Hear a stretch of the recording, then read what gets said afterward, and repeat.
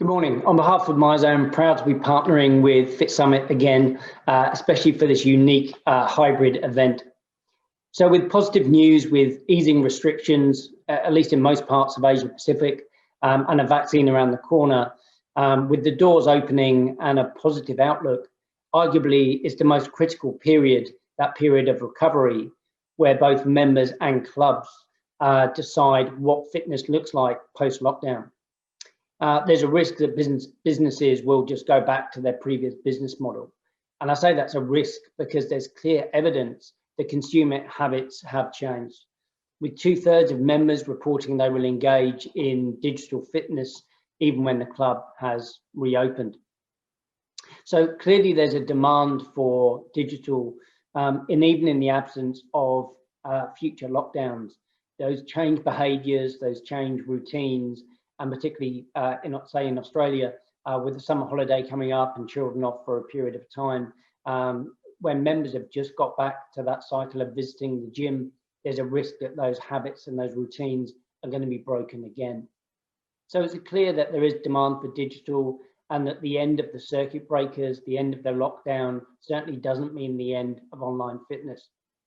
Across our data set of 7,500 clubs, it's interesting to note that in October, only 40% of the workouts completed were done within a club, and that compares to over 60% pre-pandemic. So members are still exercising, but many of them are not currently exercising within the clubs. So as the doors open, every operator has to decide what their offering looks like. And of course, there are more options than ever for members that want to consume digital fitness, whether that's the gym down the road, whether that's a free app they've downloaded, or whether that's the likes of Amazon and Apple that are moving into this space. So clubs, of course, have a really unique and powerful position to offer the best of both worlds. That hybridization that we hear so much about is really key to staying relevant, so that it's the club that holds that relationship and connection with members outside of the club that is an extension of the relationship inside. MZ Remote is a platform which allows clubs to deliver their online fitness. It's a virtual live streaming platform via the MyZone app that displays video with the coach, two-way video, and also live heart rate of participants wherever they are training. So why do we add this to our platform? There's so many options with Facebook Live and others that clubs can use, but the potential risk with just streaming classes is they're not as engaging or motivating by the time they get into the homes of the members. So the risk is higher attrition. However, if you take that streaming service and combine it with the proven and evidenced elements that you get with a complete platform, where you have accountability, where you have a gamification, and where you have a digital community, if you can build that ecosystem around your club, which integrates streamed classes along with those other elements, is a very powerful offering. And it draws on the best that clubs have to offer in terms of those relationships and extending that experience outside. MZ Remote can be used for large groups through remote streaming, can be used on one-on-one, can be used for small group. It integrates with Zoom, but also with other platforms, and also can be built in to existing booking apps that clubs have on their own system. MyZone allows simultaneous streaming both inside and outside of the club. So you have a potential of one instructor delivering to both an online and an offline audience simultaneously. And for any existing MyZone clubs, there's no upgrade required. Your members and your club have everything they need to be able to offer this service. So whether you're in an existing MyZone club or whether you're looking for a technology platform to engage with your members, please reach out to the MyZone team, whether that's in face-to-face at Singapore or whether that's on our virtual booth. We'd love to connect with you. We're just going to lead into a short video that will take us into our next session. Thank you. Next up, ladies and gentlemen, we've got two of our key partners, MyZone and Wexer, sitting either side of a fantastic interview with Anthony Geisler. Anthony is the founder and CEO of Xponential Fitness, one of the most recognizable names in the global fitness industry. 8 brands underneath his portfolio company, soon to be 10, and one of the leaders in fitness franchising. A true expert and a true recognized leader in the sector. Ladies and gentlemen, without further ado, Anthony Geisler. Anthony, thank you very much for joining us here today. 2020, it's been some year. Can you put it into a few words? Yeah, I mean, look, we all know what we've gone through in the industry. Thank God we've, I believe, come out of the worst of it. Here in the United States, we're seeing some more recent shutdowns, but they're nothing like they were before. I mean, we closed 1,600 locations in March, and now we've, temporarily closed about 75. So, quite a drastic difference from, the sort of first wave to the second wave. Hopefully the second wave is mostly done, or if there is another third wave, it'll be small. We're just seeing little hot spots that pop up, and then dealing with those hot spots, switching from physical, back to digital, or from physical to outdoor, as opposed to indoor. And so our franchisees do a great job. They're really resilient. Obviously they've been through it before now, so it's not a surprise, and so it allows them to adapt, a lot more quickly. Now, across 2020, through these ups and downs and shutdowns and lockdowns, the overall industry has suffered a great deal. How do you believe, as an industry, especially the boutique industry globally, how can we get out of this better, stronger on the other side? Look, I think just like in 2008, which I was in the same industry, boutique fitness franchising, people had to dig deep and they became efficient. I think in 2019, I mean, we did exceptional. We, sold 900 franchises, opened 600 stores, just in the US alone. And I think people got, a little lazy. I think it was some low-lying fruit, right?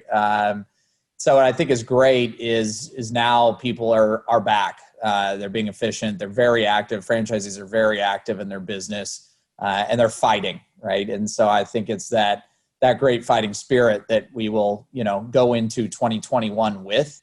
But I think this industry will bounce back. It's the only industry that actually grew during the recession.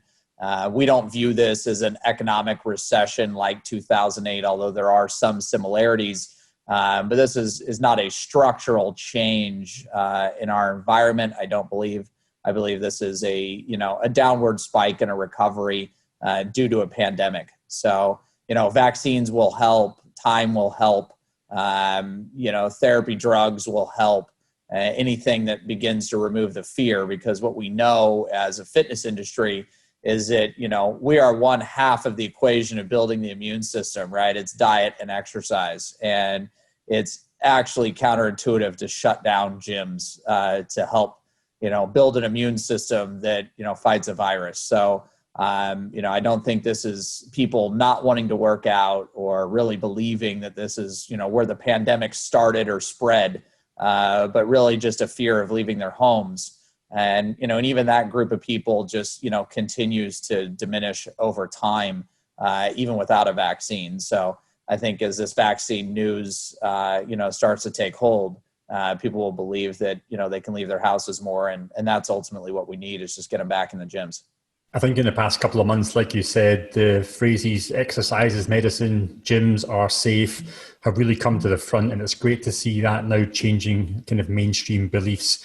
Let's maybe turn the spotlight on Xponential. Everybody knows Xponential. It's a powerhouse brand in the global fitness market, but perhaps some don't really understand the inner dynamics of it. You've got 4 key or core vertical brands and 4 emerging brands as well. Can you just share a little bit more insight into how that's structured, and of course maybe see how you see the verticals evolving? Yeah, absolutely. So, I really kind of called these my core 4 and emerging 4, and it wasn't necessarily by brand, but really by modality, right? And so, you look at Pilates, yoga, bar, cycling, people know what those are, right? So those are kind of the core 4. And as we sort of evolved, rowing, running, dancing, stretching, those were modalities that, weren't on, the tip of everyone's tongue, right? Or on the forefront. People couldn't name brands in those modalities. So that kind of became the core four and the emerging four as the thesis of Xponential when we started. A friend of mine joked that he thought the X in Xponential was for 10 brands. And when we stopped at 8, he wondered what the other two are. Happy to announce to you guys here that we are acquiring 2 more modalities and 2 more brands, bringing Xponential to its full 10 that apparently it was supposed to be from the beginning. But, these kind of core 4 and emerging 4 really on the modality basis. The 9th and 10th brand, one of those is going to be a core modality, and one of those will be an emerging modality. So Expo will, kind of end it, most likely if all the acquisitions go well, we'll most likely end it, a core 5 and an emerging 5. But quite honestly, when I bought Club Pilates in 2015, Pilates wasn't what Pilates is today in 2020. Men still weren't posting on their social media that they checked into a Pilates place, right? And, now they are. We had people coming to the stores asking if the reformers were rowing machines, right? That doesn't happen as much or at all anymore. So, it's really began to expand, in these core 4 and these emerging 4, recovery on the Stretch Lab side, really kind of starting to come to the forefront. But we want to ride the beginning of that wave and not get crushed by it. So we like to kind of be in on the first mover in a lot of these modalities and take that risk. Well, we saw this maybe more health conscious world. Consumers are rushing back to the gyms, especially here in Asia, Anthony. What are your thoughts in terms of, a rising tide lifts all boats, but do you think there'll be a higher demand for some of these modalities with some of your consumers in the future?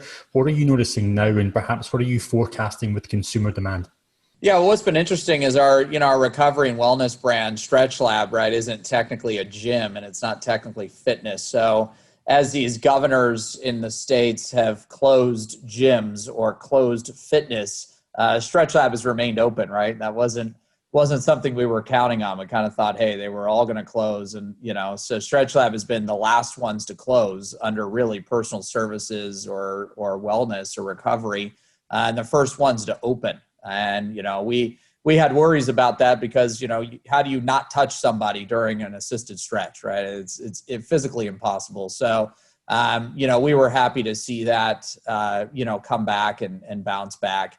But it's, the recovery is well on its way, I would say. And you're right. It will rise for all, and all that are there, right? That all are still in their boat. Unfortunately, a lot of, big brands are in trouble in the United States, and a lot of independents are in trouble, and those people, won't be able to recover, unfortunately. I love to compete, but I don't love to see any of my competitors closing stores or in harm's way. I'm happy to say that we've permanently closed 0 stores across the country, and we've reopened about 105%. So we did about 150 grand openings during the pandemic, which is crazy. So our numbers for this year are about half what we expected them to be. But are still well above what, other retailers are doing or, what we're seeing at other small box operators. So, we're proud of that. Well, look, I think that's great news that we should all look to take a lot of encouragement from, Anthony. Another big demand that we're seeing at the moment in time is corporate wellness. And no doubt in 2021, once people get back into office, we're going to see corporate spending more on employee wellness and well-being. You've just announced a partnership recently with ClassPass, not just at corporate wellness, but also at your B2B and B2C. What are your thoughts on this partnership? What was the dynamic and the thinking behind it, and what are the milestones that lie ahead? Hey, look, we're always looking to put demand into the stores, right? Whether their coronavirus exists or not. But there's no doubt, you're right, that these corporations and healthcare companies, are going to start to focus on this. We just did a massive deal with United Healthcare. We have 3 or 4 other healthcare deals that we're currently penning and getting done and close that we'll be announcing at the end of the year and in the beginning of next year. So, we will be pushing, demand onto the stores vis-a-vis, ClassPass or, other healthcare providers that are looking to get people back in to locations. We want to make sure that demand is there, right? The franchisee can then choose, hey, I've got too much demand, so I can increase price, or, my utilization is high enough, so I don't have to be a part of those programs. But if their utilization isn't high enough or the stores aren't busy enough, then at least from, a franchisor standpoint, we're doing deals to push people in the doors. And if nothing else, we're pushing awareness in local communities and nationally of the brand. Let's talk about international business here, Anthony. You've done so much domestically, but of course you can have so much more growth outside of North America. Where do you see growth in terms of your international horizons? We know you've just put down a footprint into Asia.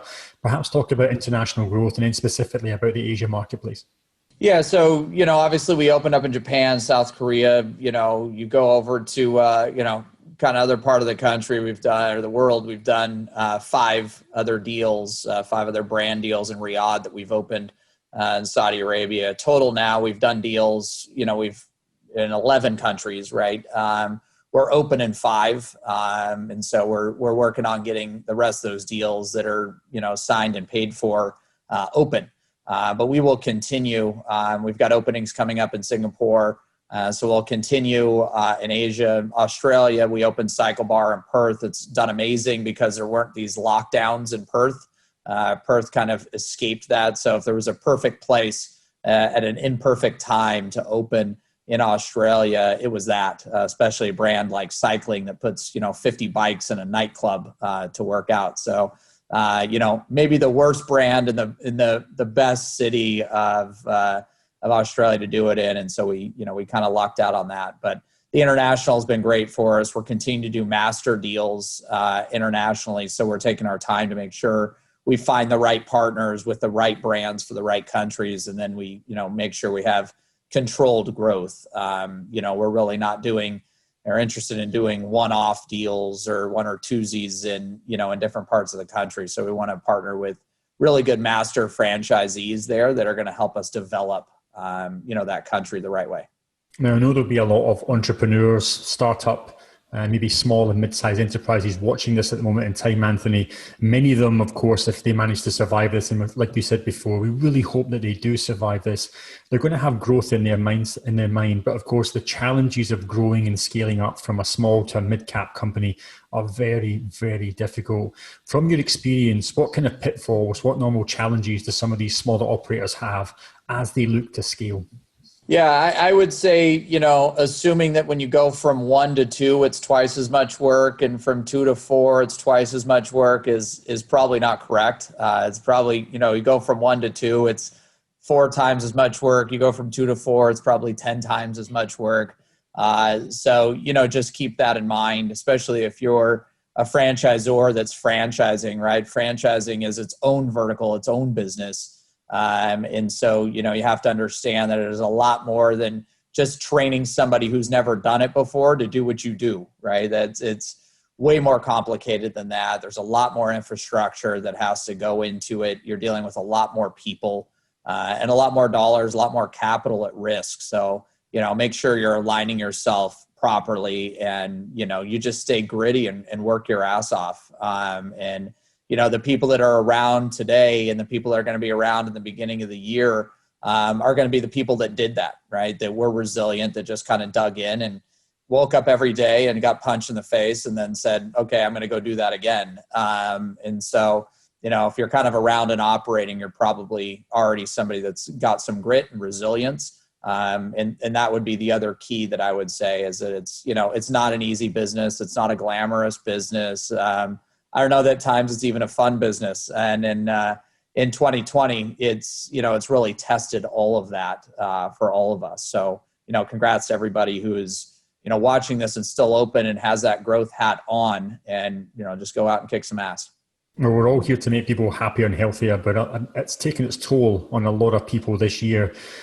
You talk about X Factor, and of course you're dealing with best in class when it comes to your brands, Anthony.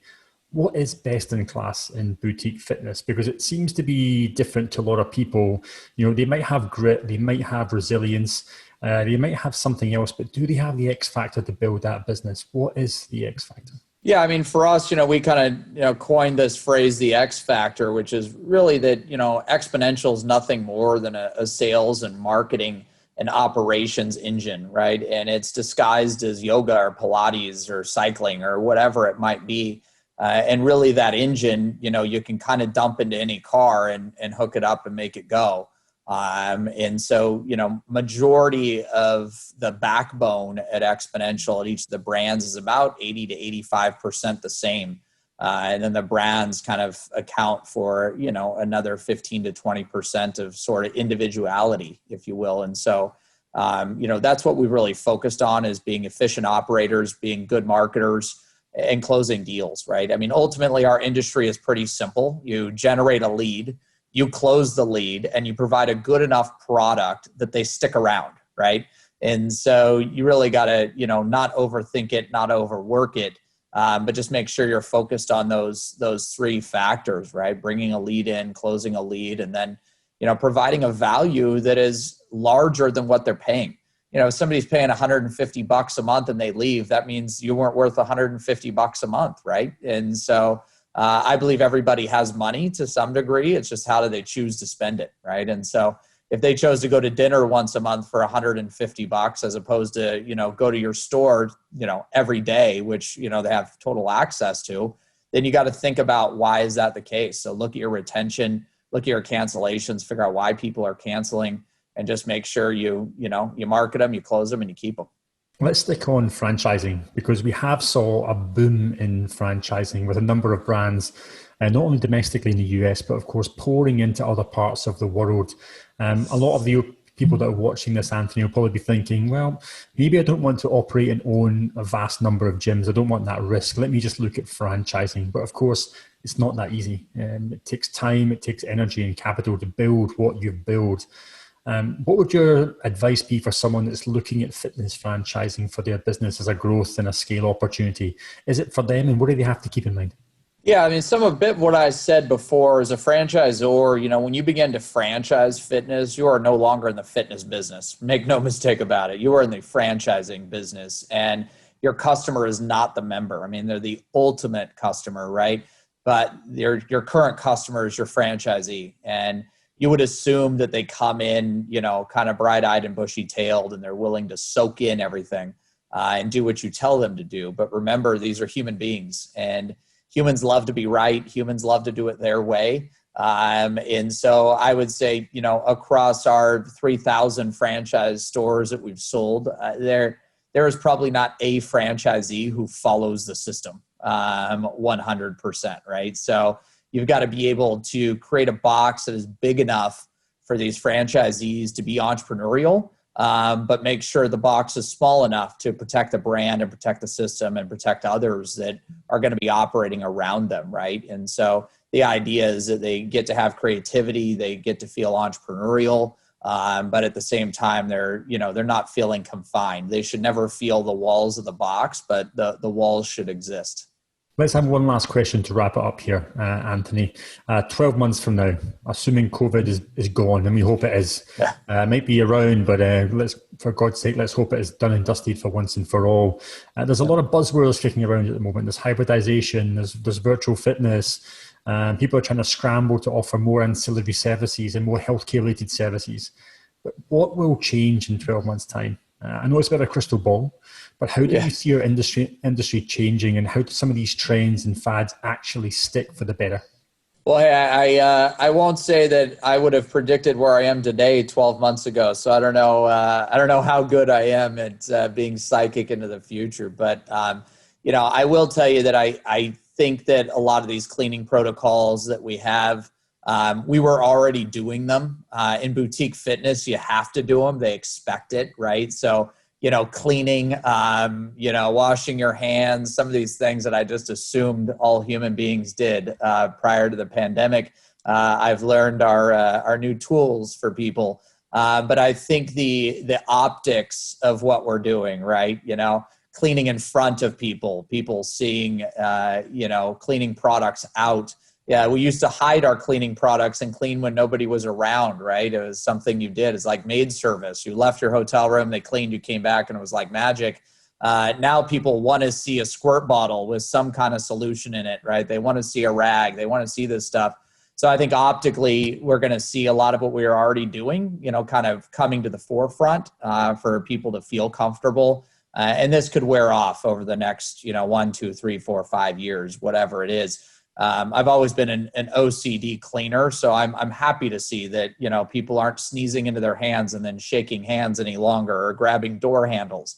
So I think we'll see some of that. I think, kind of on fad stuff, I don't believe that the spike in digital that we're seeing is sustainable. We're communal animals. I said on Fox News, at one point, this is pre-pandemic, when they asked me about Peloton and how it affects my business. And I said, hey, look, the in-home kitchen did not kill the restaurant industry, right? Everybody you see in a restaurant has an at-home kitchen and a refrigerator. We go out because we want to have experiences. We want to be with people in niches that are like us. That's why there's car clubs and all sorts of other things, because we like to be around others that have like interests. So, like I said in the kind of the top of the interview, I think that, people will come back out of the house, right? If they're not out today, it's not because we did something wrong to them. They're not going to the store. They're not going to restaurants. They're using their at-home kitchen and their at-home bike. And I think that as we get a vaccine or whatever it is, it begins to remove the fear. Over time, those people are going to come back. And I think we're going to see a marketplace that is much bigger than we saw in 2019, because we have these people coming out of the woodwork now who haven't been active in the last decade. We can see them. They have less agility. They're more overweight. These are people that, finally got active by taking a walk because it was the only thing they could do during the pandemic. They got to know their kids and their wife again because they were working remote, right? So these people now become active, and this remote working, I think, will continue to stay around for a while. I think we'll see in the office side of things that people get less office space and have more remote workers, which is going to allow people to take a noon class when they couldn't before, right? They can get up earlier, get their work done, take a midday class, and get back to their remote work. So I think we'll see people's schedules, which is one of people's always objections, right? Time and money. I think we'll see the time objection kind of become a little bit more flexible. And I think we'll see people invest in their health and wellness after this pandemic more than they did pre-pandemic. So I think as the dust settles, as you've said, a year from now, we will see a total attainable market that is bigger than what we went into. Ladies and gentlemen, for those that are watching this now, we are seeing demand already pick up in Asia across these recovering countries. And I think what's even more important about this conversation, having spoken with Anthony here, is you get the idea that big companies, best-in-class companies, are still investing heavily in the future of our industry. We need to go with them and continue to raise the bar and make sure that more people are in our industry. Anthony, thank you very much for a great conversation. Congratulations Absolutely. on everything that Xponential have been doing and will be doing in the future. And wishing you and the team every success, not just this year, but in the years to come. Thank you so much. I appreciate you having me.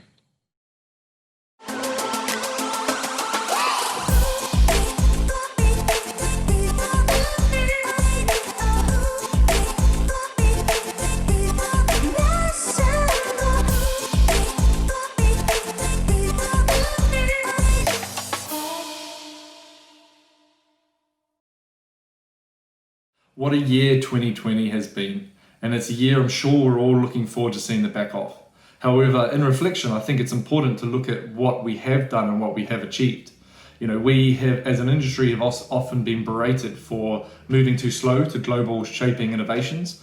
However, that is not the case with this year. We have moved our businesses digitally within a matter of weeks during lockdown. And in my opinion, that has made us a more sustainable fitness industry, as now we're truly offering online experiences as well as physical experiences 24/7, 365. And we are proud to partner with the clubs, groups that we work with to be the platform that enables you to do this in a commercially and sustainable way. We have put in many developments this year to make sure that we are shaping the product in a way that delivers for the customer, and that will continue in 2021 and beyond. Our mission at Wexa is to make sure that you guys have the tools to ensure that you are relevant to your customers, and we want to make it as easy as possible for you to be able to execute. So I wish you all a Merry Christmas and a Happy New Year.